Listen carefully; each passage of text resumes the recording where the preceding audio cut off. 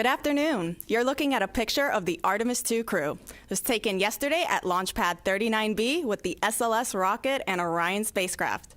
Our first launch attempt for the Artemis II mission is tomorrow, April 1st. The 2-hour launch window opens at 6:24 p.m. Eastern Time. Welcome. I'm Antonia Jaramillo, and this is the pre-launch news conference for the Artemis II mission. Joining us today to speak about the launch countdown is Jeff Spaulding, Senior NASA Test Director. Good afternoon. And Mark Berger, our 45th Launch Weather Officer with the Cape Canaveral Space Force Station. Thank you. They're going to provide some brief opening remarks, and afterwards we're going to take some questions from media here in the room as well as online. For those joining us over the phone, you can press *1 to ask your question.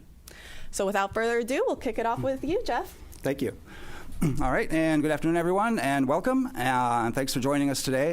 We are a little over 29 hours from our opening of the launch window tomorrow, and I am very excited myself, and just coming from the firing room just a little bit ago on my way over here, talked to a bunch of members of the team, and I'll say, normally when we're in the firing room working over there, folks have got their heads down and they're working and they doing all the business that we do of the space business, but I'll say there was a lot of smiles today. So felt really good about that. As the team is preparing, I think everybody's pretty excited and understands the significance of this launch.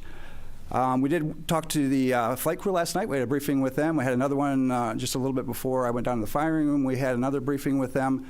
Last night was just to kind of go over the day of launch routine with them and kind of a refresher for ourselves and for them, and that went really well. They were in great spirits. And then we had another briefing today just to talk about how the launch countdown was going, and as we'll talk here in a little bit, it's been going really well. Let's see, since Charlie spoke to you yesterday, we've got quite a bit of work done.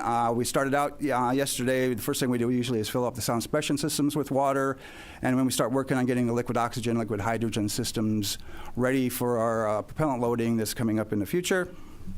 We did power up all of the vehicles. We powered up the Orion core stage as well as the ICPS yesterday. We did communication checks, RF checkouts on the systems, and then after that we got through all of that work.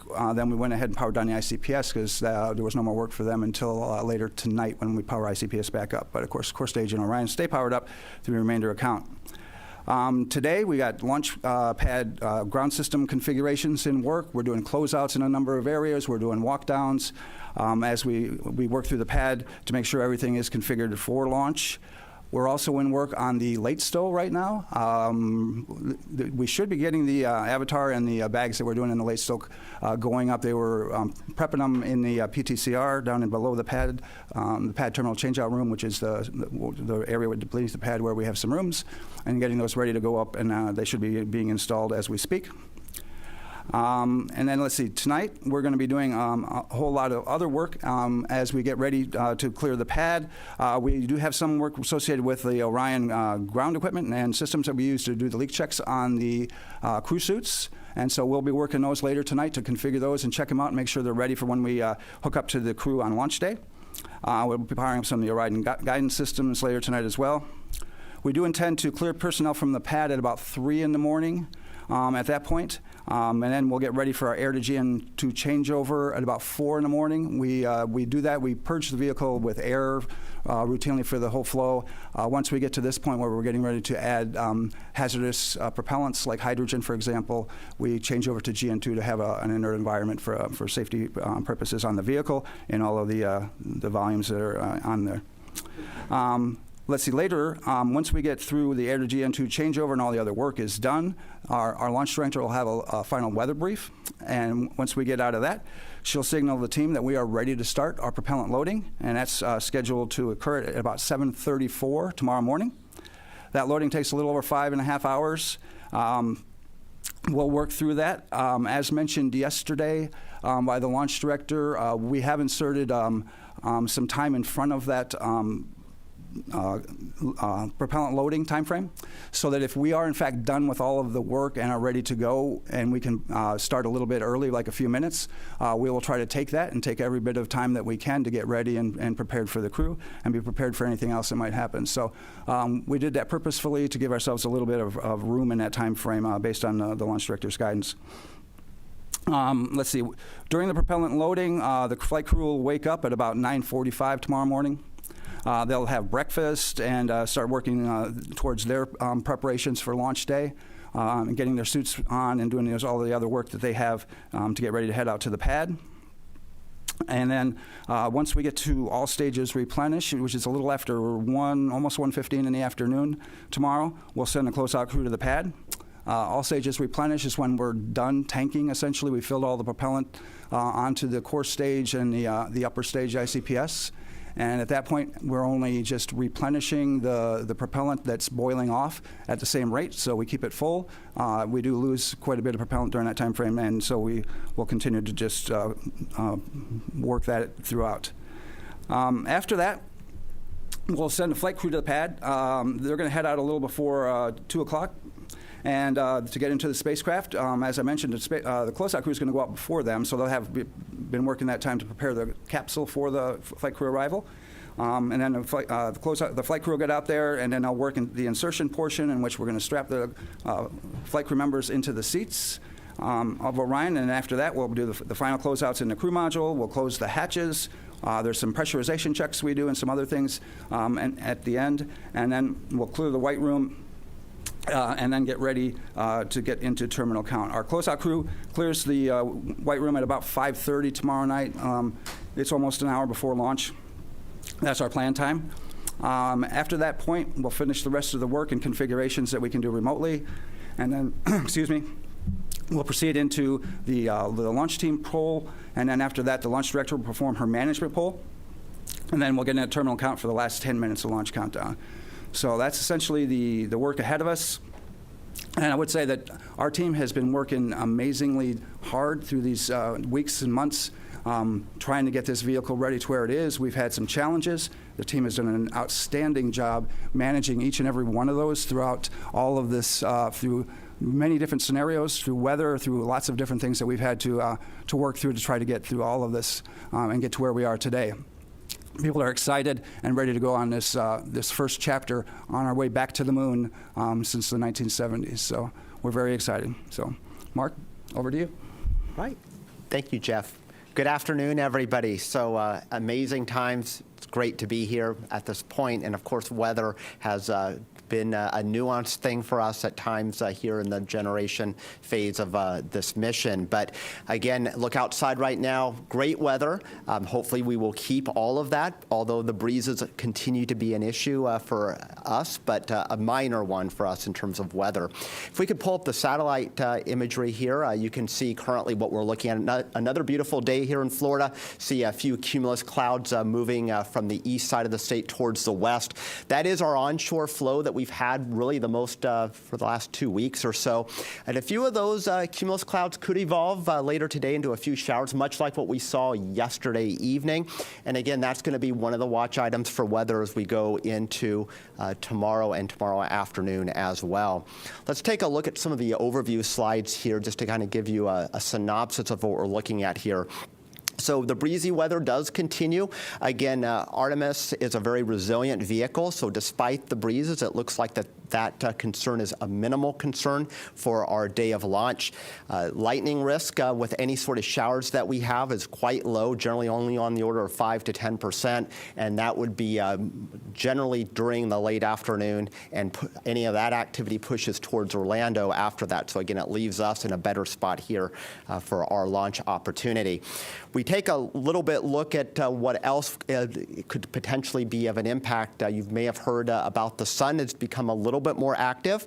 Here over the last day, we've had a solar flare erupt, but again, no or minimal impact for us out of that, as most of the energy is not earthward facing. So again, we continue to look good in that department as well. We look towards backup opportunities. So for whatever reason, if we can't utilize tomorrow, the weather, of course, is a changeable entity, and we do have a tendency to move towards somewhat less favorable through the rest of the week. It isn't a huge drop-off, but again, kind of a little bit more of a situation where we'll have to monitor those feisty cumulus clouds and potentially a few showers and breezes as well. So we go to the next slide, please. And again, I just wanted to bring this up real quickly with the sun. So this was an image here from this morning. Again, the area that's circled on the solar disk, that is the area that we were watching that produced a solar flare yesterday. Again, it's directed most of its energy away from the Earth, and in fact, there's been no response in terms of the particular particles that we look at that could influence the launch vehicle. And so by this point, or within the next couple of hours, if we don't get a response at all from our satellite data, then that threat will have waned as well. We'll still have to watch that sunspot group, however, because it is rotating off towards the center of the solar disk. So again, this flare, not a concern, but should there be additional ones, that will be something that we'll have to monitor a bit. But again, at the current time, I see no issues in terms of our launch capability for that. Next slide, please. All right, and taking a look at our cross-section. So we meteorologists like to look at the atmosphere not only on maps, but we also like to look at what's happening through the depth of the atmosphere and with time. So here at Kennedy Space Center on this graph, you can see the metrics there, altitude there, going up into the atmosphere basically to the level of what a jet aircraft would fly. And then in time, we go from left to right from today through the weekend, including our launch opportunities. So the green on this map, which pops out here, is just a moisture profile. It doesn't necessarily mean rain. It just means that there's a little bit more of a predisposition for more clouds and rain. You also see the winds on there. Those are the black lines that are there with the little barbs on the end of them. So that gives us an indication of wind speed. So right now we're out of the east-southeast. We'll generally remain in that direction. We might back a little bit more to easterly winds as we go, but generally speeds in the 15 to 20 knot range, which again does not violate any of our liftoff weather constraints there. You do see superimposed on there the various launch opportunities, including tomorrow as the primary window, and then the next 3 days. So you do see a day-to-day fluctuation with that moisture content. On any given day, we'll likely get a few showers to develop off of that. But again, with the onshore flow, most of those showers with the sea breeze each day, which tend to be the more vigorous showers, will move off towards Orlando.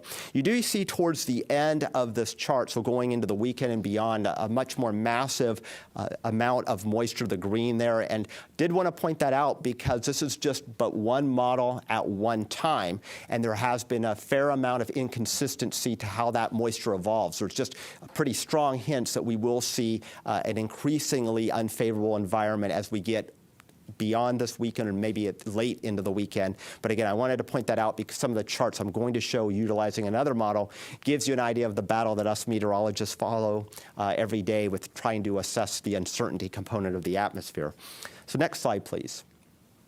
All right, so this is for tomorrow. Again, the green blotches here would indicate rain. You can see still an onshore flow. You do see a little bit of green to the west of us. Again, that would be sea breeze-driven activity that has moved off towards the west during the late day hours. But still, if you squint hard enough, you can see a few green blotches lurking in the Atlantic waters. Again, much like yesterday evening, if you were out and about, the few showers rolled in. That is certainly a possibility for us, again, for tomorrow evening.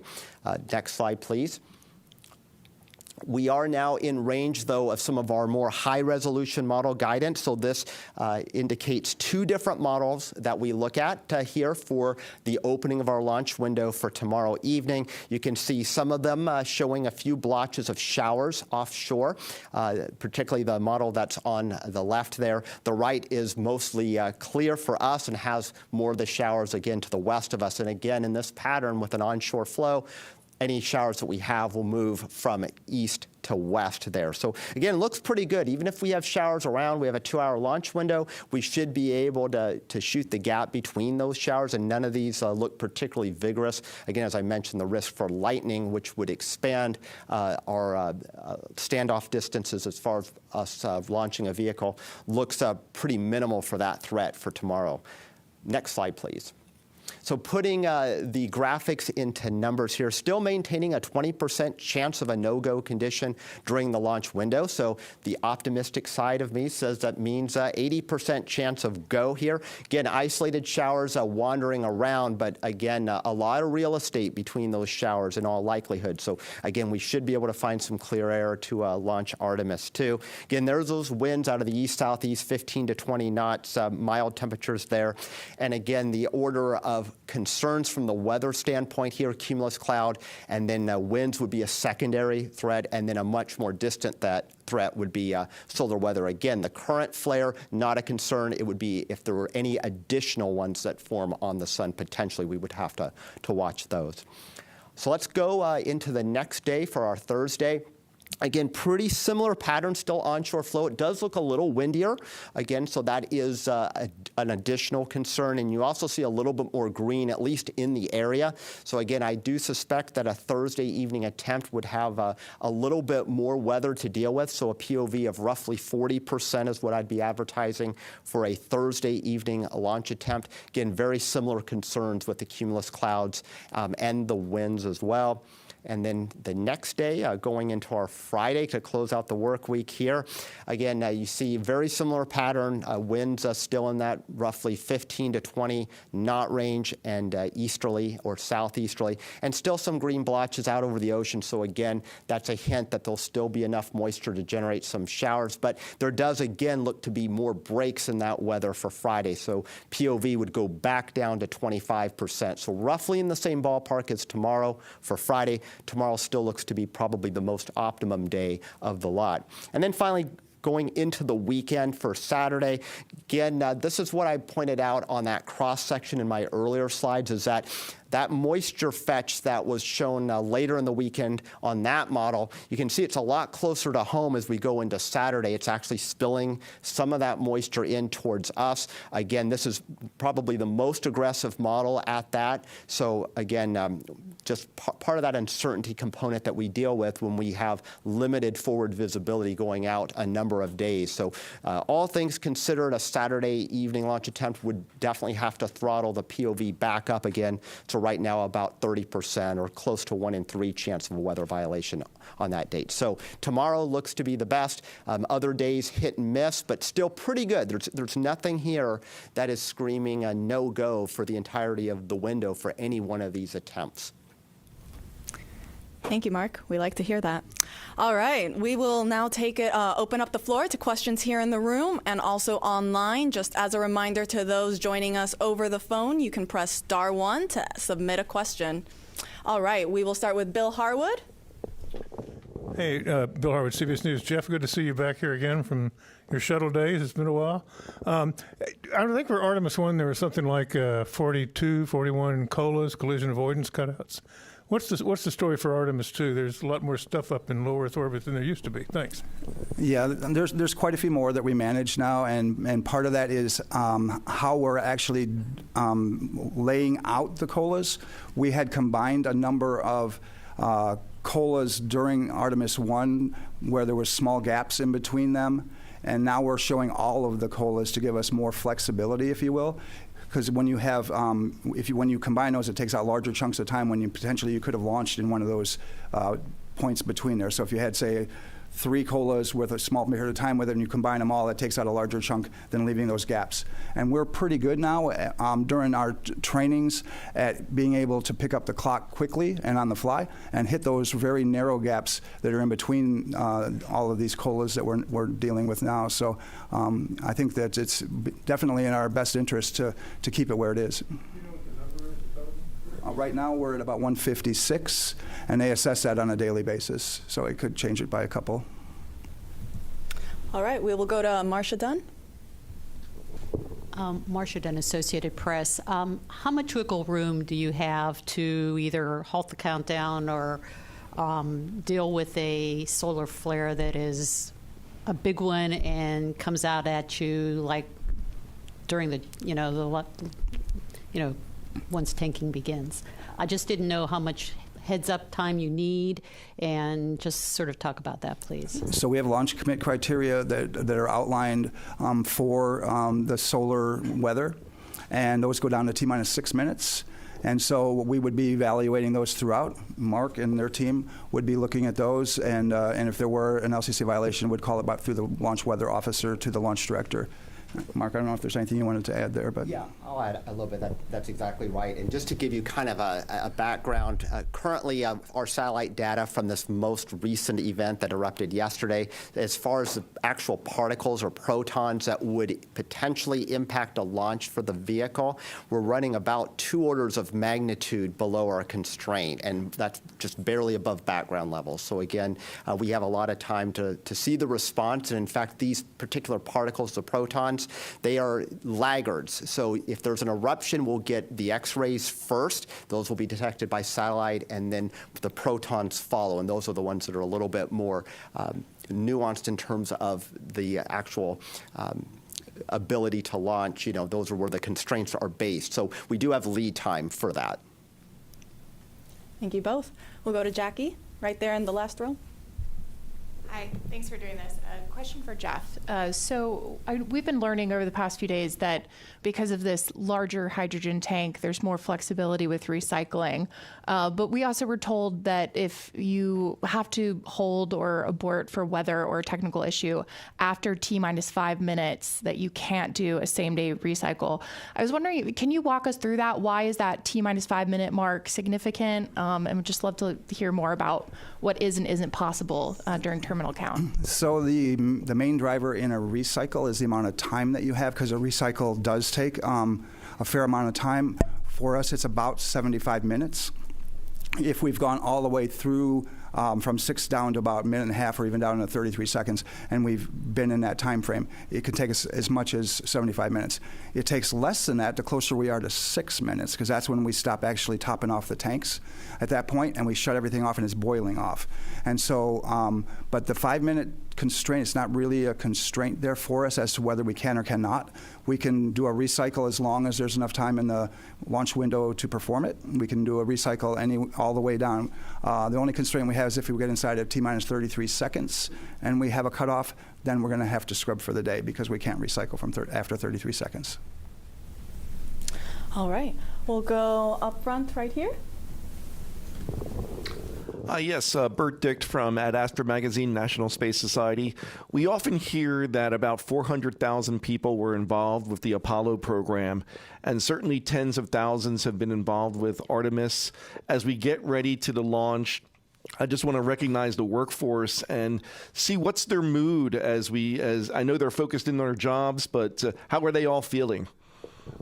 Well, the people that I get the pleasure to work with and talk with are extremely excited. We have a large mix of young and more seasoned people like myself, and as such, everybody understands the significance of this mission, and especially the flight crew. But the team that I get to work with, they come in every day, and people are concerned sometimes that we are working so hard towards these milestones and things, but there really isn't. People love coming to work. They love doing this job, and that's why they're here, and they work through it every single day to get us to this point. I think everybody understands what our mission is, and that's to get back to the moon, and we're going to establish a presence there in the very near future. And the fact that we've changed direction and been able to get some additional launches, that really changed the calculus for a lot of people as to what we were doing and how we were going to get there and the things that we're going to do. So I think there's a lot of excitement and fervor within all of the groups that are out there, but especially here at Kennedy, the folks that I see are very, very excited to get on with this mission and get started with the next one. And we got boosters coming in a month, so we're going to be looking for that.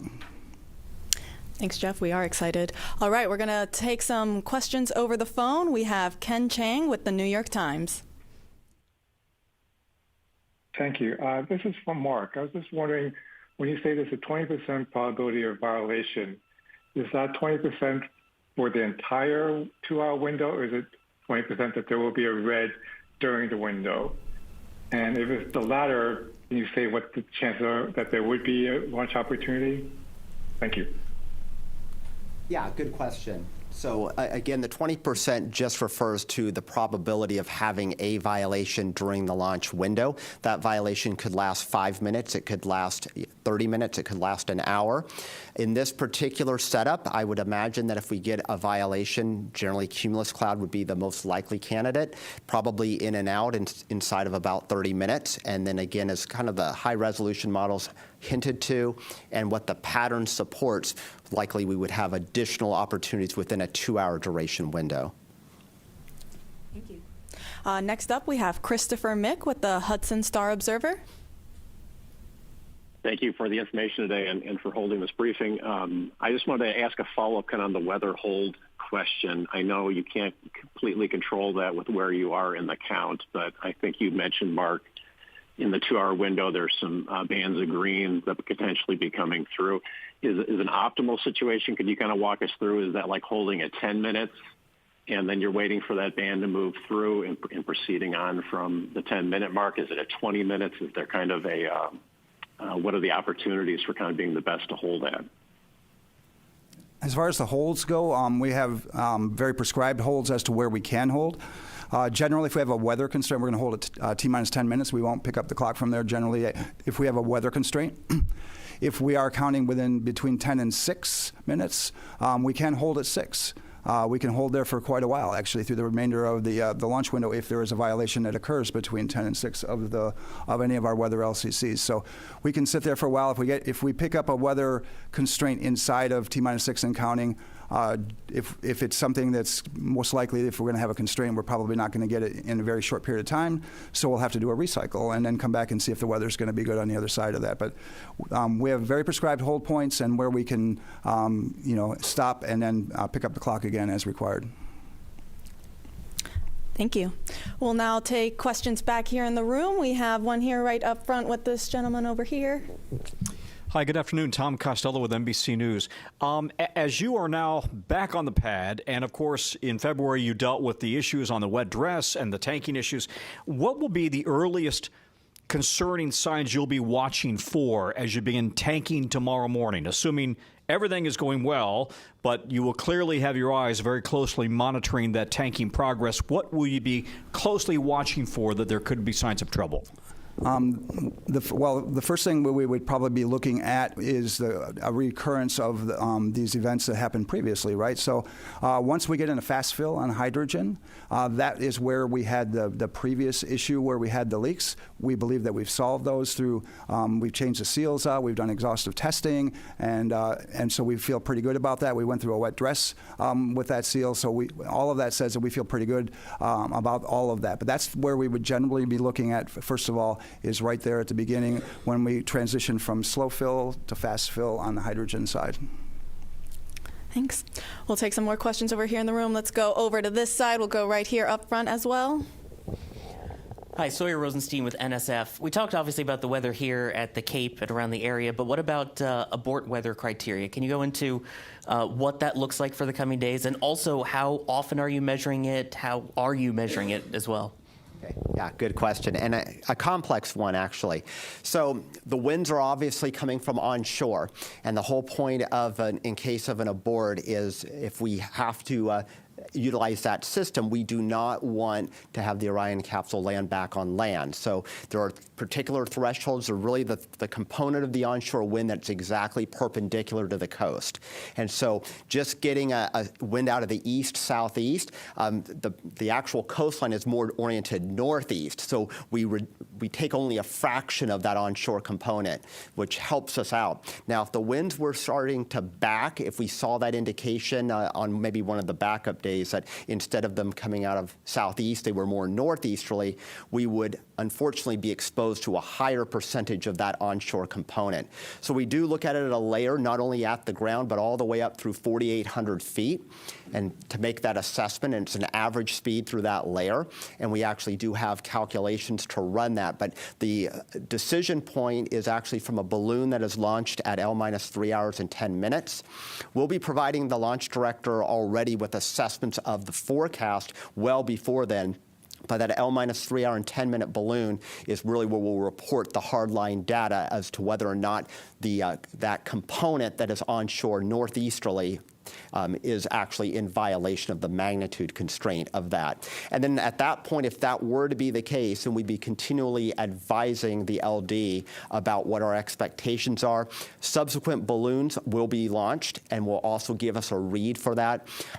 In addition to balloons, we also have the 915 megahertz sounders that we have, which also give us real-time assessments of what the wind direction and magnitude is. So we have a number of ways to address this. So even if we were to proceed deeper into the countdown, weather, of course, changes. And so the forecast component plus the actual hardcore balloon data and the sounding data gives us that ability to make a forecast and provide numbers. So it's possible at one point in the countdown we could be technically unacceptable for that low-level wind abort constraint, but then evolve to be acceptable or vice versa. Thank you, Mark. We'll go ahead and take then the person right behind him. Tim Dodd, Everyday Astronaut. Can you give us a quick little refresher on if we do go through an entire launch window tomorrow, and we might be holding for weather or whatever, we do have a 24-hour recycle capability for Thursday. Is that correct?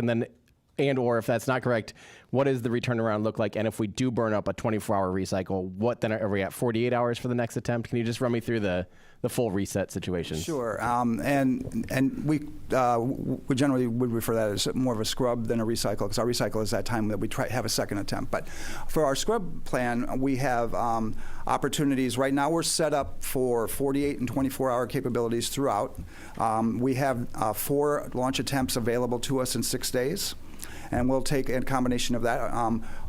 As mentioned yesterday, our launch director mentioned our sort of baseline or preferred method is to do a 48, then go into 24, and then followed by 48, and that to set us up for LOX tankers. But there are a lot of other factors that come into that if, in fact, we have weather or other types of things that may say that second, if you wait 48 hours, those aren't good dates. So there's a whole lot of factors that come in to that evaluation when we determine the date. We set up for dates, and then we adjust as we need to based on what happened during that kicked us out for the scrub or any other types of things. So, but we have capabilities for 4 attempts in 6 days, and I need to have a couple of 48-hour scrubs in there so that I can take tankers for the liquid oxygen system.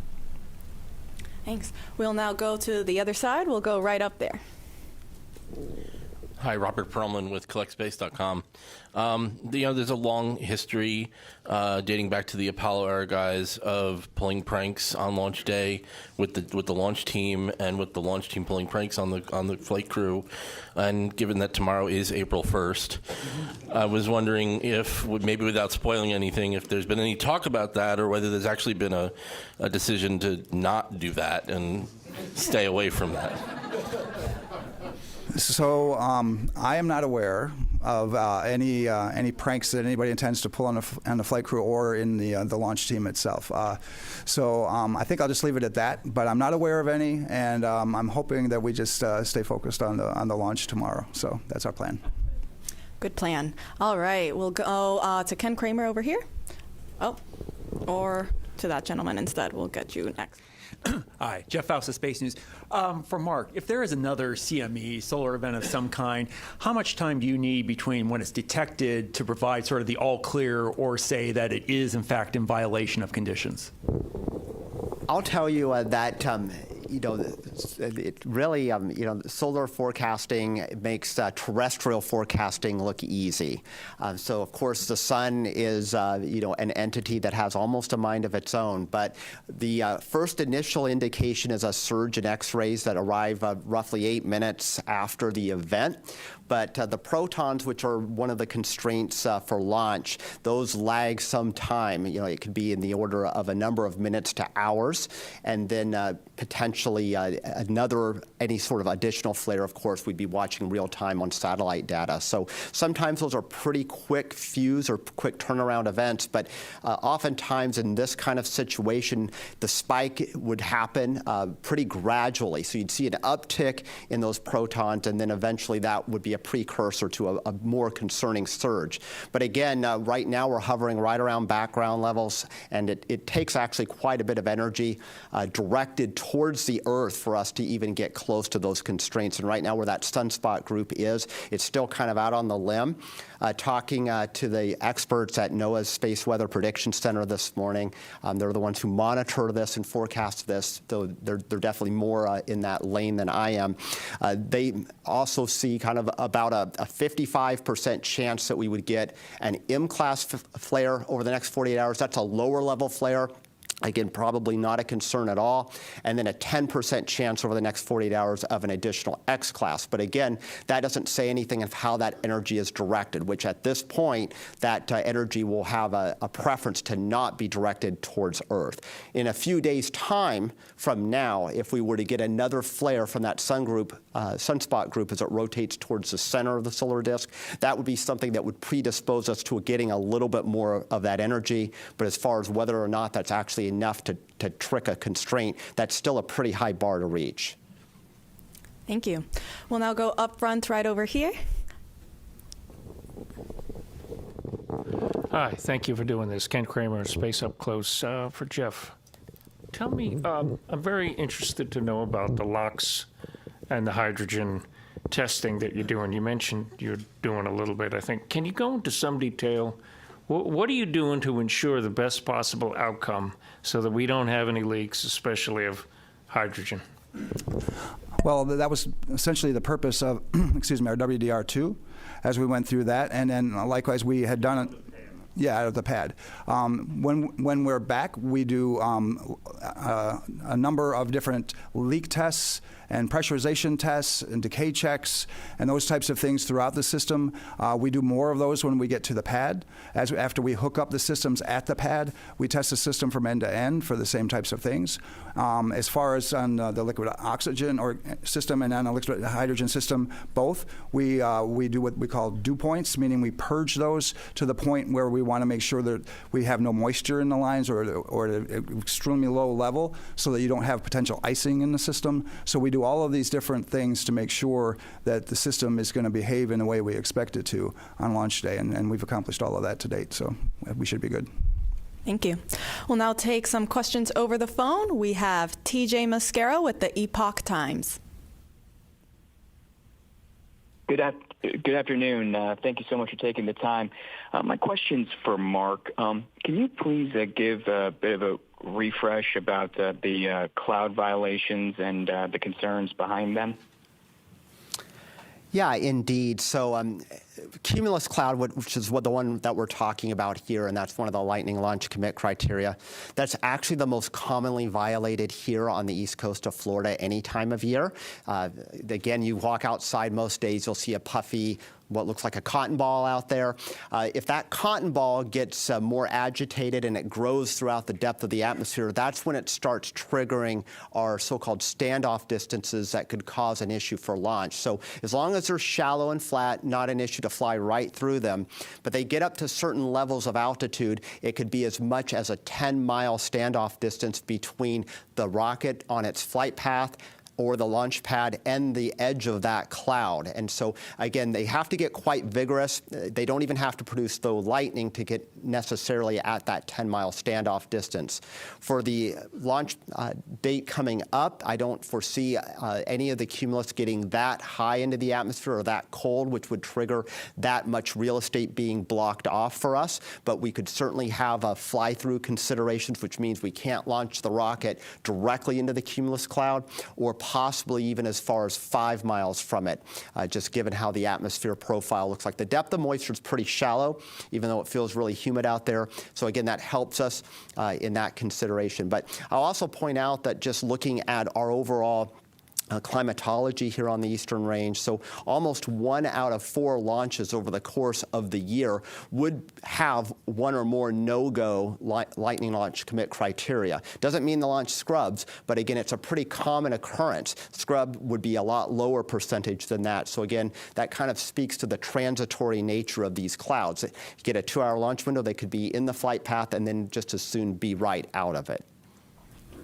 Thank you. We'll now go back to the room, and we'll take it in the second row here to this lady right there. Nicole Mortillero, Canadian Broadcasting Corporation. Going back to the X-flares, I know that there's a radiation shielding test that will be done on this mission. Can you talk about what that radiation shielding is and how it works? And if you needed to do it, let's say, day after tomorrow after launch, would they be able to do that quick enough? Go ahead and defer that to Jeff or... Yeah, the crew has the ability, and we anticipate that if there are, in fact, any need for shielding from radiation on orbit, they have contingency plans for that. They're going to practice some of that during the mission. As far as where they go into the vehicle and those types of things, there's some space in there that they can actually move into in the vehicle that will provide an additional shielding of the components of the ship itself, which provide the shielding inside of the areas in which they would be able to get to. They also would potentially move some of the equipment near to some of the by the windows and some of the other things as they do that. But there's a protocol that they have for that, and I'm not probably the most versed person on it, but that's the part that I can tell you of some of the things that they have that are capability-wise that they can do on orbit when there are any of these types of events. Thanks, Jeff, and we can get you some more info if you have additional follow-ups. We'll go to the gentleman right next to her. Thank you very much. Tarek Malik for Space.com. I think for Jeff, you just mentioned the need for focus and whatnot, of course, because it's April Fool's Day coming up. But by all accounts, it sounds like this has been a very smooth and continual run-up to the launch. And I'm just curious how you are ensuring that the team continues that vigilance in what has been a very staid and quiet countdown. I would say that I wouldn't necessarily characterize that because it's quiet that we're not still doing the same amount of rigor out in the field. We're just finding less things now than we had previously. I think at times you get to a point where you have found and corrected as many things as maybe are available to you, and so the things that we find now are quite small and much less significant than we had in the past. So I hope that's a really good sign, but we still have the same amount of vigilance. We have the same procedures, the same people doing the same type of events throughout 24 hours a day, 7 days a week, and we've been working up to this. And so we are still in the same posture, regardless of whether maybe it looks like it's quiet. People are still putting in the same amount of effort and working towards, because again, they know the significance of the mission and the people that we're flying on it, and that they're going to do the right thing and make sure that we're safe to do so. Thank you. We'll go over to then the third row. We'll go to the gentleman there in the middle. Thanks so much. Mike Mainberg, Wall Street Journal. Jeff, kind of related to what Tarek just asked, it's been more than 3 years since Artemis I.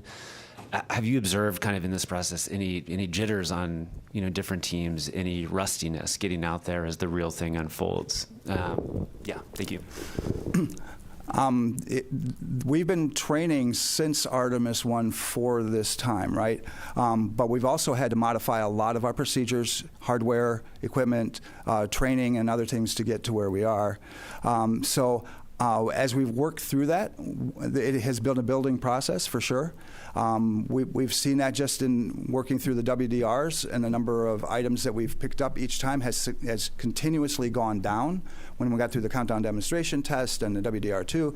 And so, again, I would say if anything, we're learning, we're getting better. We're in the ability for us to improve our procedures is at a point where I think we're at a really good state now, and almost at a steady state to where we're where we need to be certainly for this mission, and we'll continue to improve that. Artemis III is going to be a slightly different mission, but we're already working towards that. We got a lot of folks that are engaged in Artemis III, and we're taking what we've learned from Artemis II and going to be applying it, and that'll be another challenge too as we work towards that. Thank you. We'll go then to the gentleman in that same row at the far end. Charles Fulco, Westchester County News and Solar System Ambassador. I remember the Apollo 12 launch very well and what happened. Is there a concern that the booster might lose its guidance if there's a similar lightning strike, or the spacecraft might lose its platform, like what happened in Apollo 12? And if so, what are some accommodations for that? So I would say for what we try to do, before we would launch, because again, we create a lot of launch commit criteria to avoid that very circumstance, right? A lot of things came out of that event, which have led us to where we are today for all of these requirements that we have, both on the range and for vehicle requirements and those other types of things that Mark can speak to, I'm sure, very, very eloquently. But our systems and our vehicles are very robust. We have redundancy and capability throughout. If there were any type of event that we needed to work through, it's really hard to gauge exactly what that would mean. But all of our systems are hardened against various events. They have to fly in space, many of these, right, where we have to worry about solar events and other types of high energy events.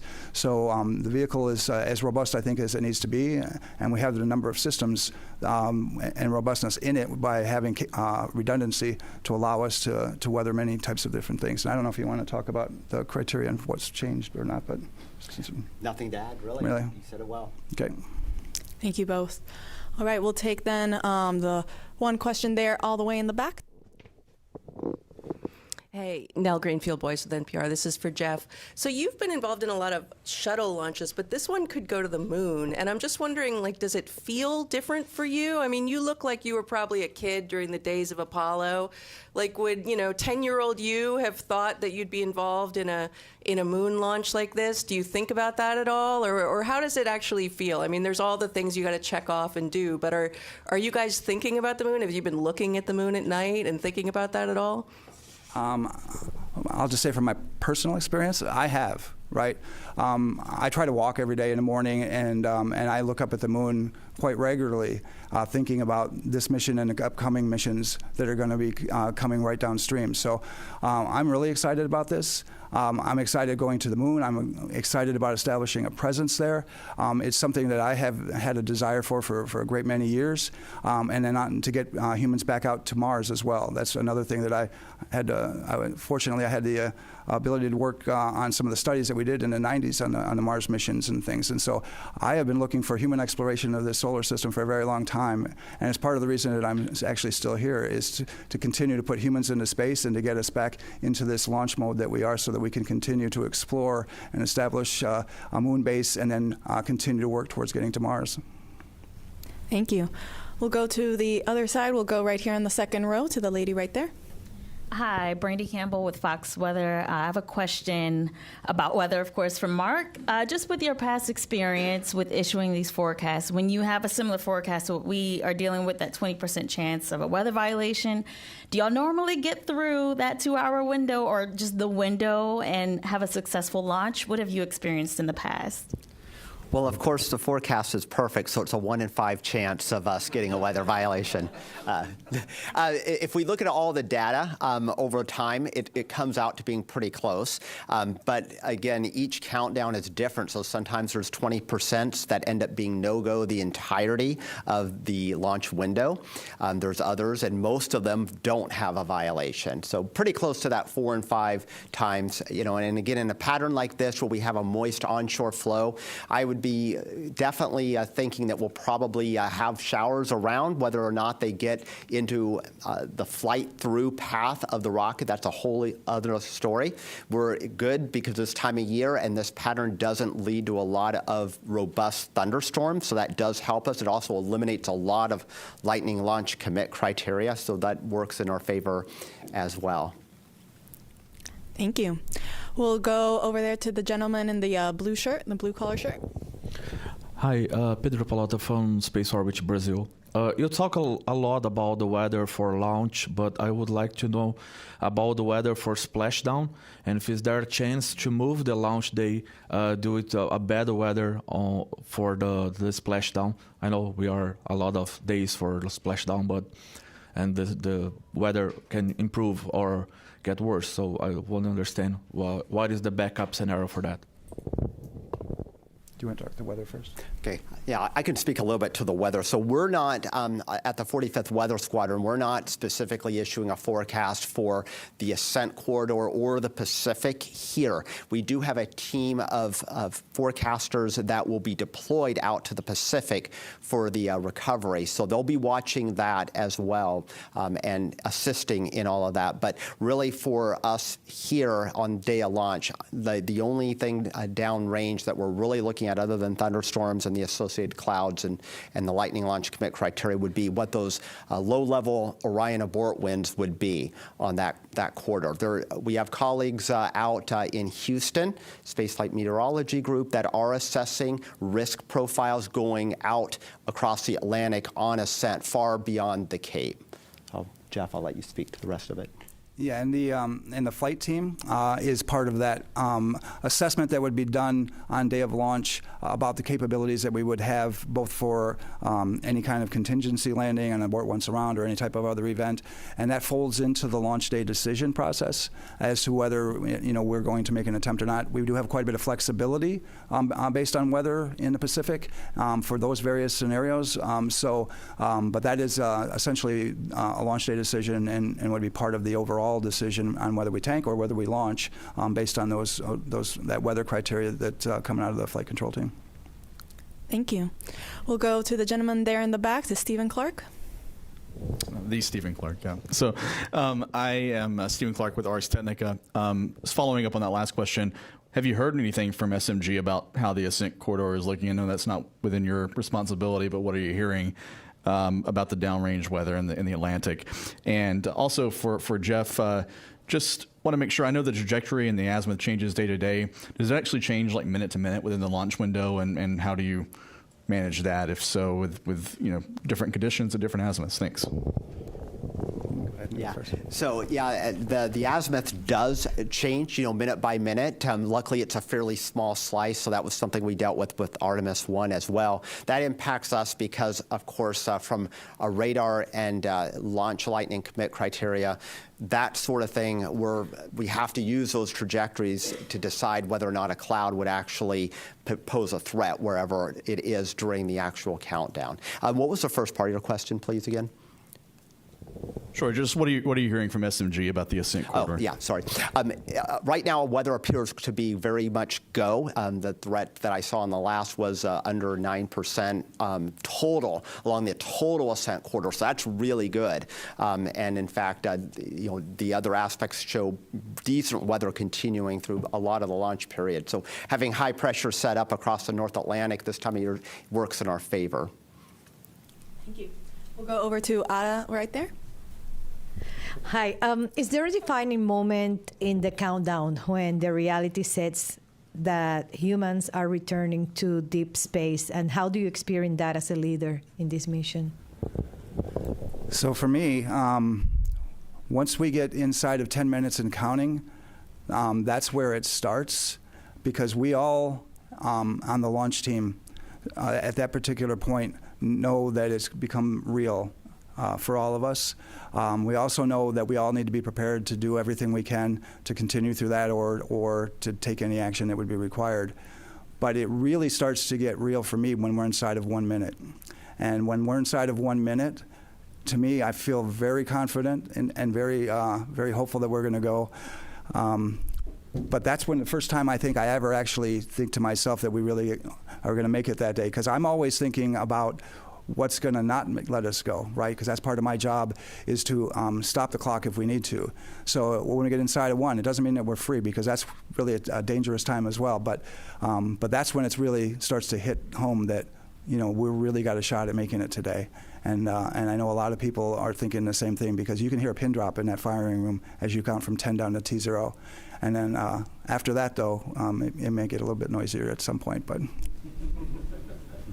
Thank you. All right, we'll go back to the phone. We have Kenneth Chang with the New York Times again.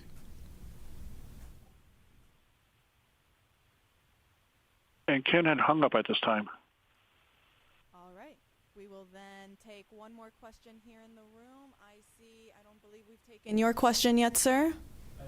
Semenick with the Globe and Mail. I wonder if you could just say something about the closeout of the capsule where backup crew members are going to be in the capsule. I think that's this evening, but could you clarify that part of the operation? We have 2 time frames when we'll have the backup crew members, and we'll have 1 at each of the intervals. When we're doing the final closeouts of the capsule before tanking, we'll have one of our astronaut support personnel in there working final configurations for the crew, switch list, and a few other things at that point. And then on our actual closeout crew team, it's a 5-person team, we do have another backup crew member. Andre's on that one, and Jenny's on the first one. But he'll be on that team, and he is responsible. He's one of the 2 people. We also have an insertion technician, Bill does that work, that is responsible for strapping the flight crew in during that time frame and getting the crew module all set up at the very, very end. And then when they're done, they come outside. But he'll be inside of the capsule during that time. The flight crew insertion at the end takes about 30 minutes or so. Once the flight crew's there, they do a little work before that, so he'll be in there before that time frame as well. And at the very end, it's pretty good to watch what those guys are doing. Thank you. I don't see any other hands in the room. All right. Well, then with that, we will wrap up today's briefing. Thank you to our panelists for taking the time to answer all of our questions, and to the media here in the room for asking your questions. Artemis II is scheduled to launch at 6:24 p.m. Eastern Time tomorrow from Launch Pad 39B. That's the opening of a 2-hour launch window. You can watch our 24/7 live coverage beginning at 7:45 a.m. And you can, I think, see on your screen below how to watch nasa.gov/ways to watch. Thanks, and go Artemis.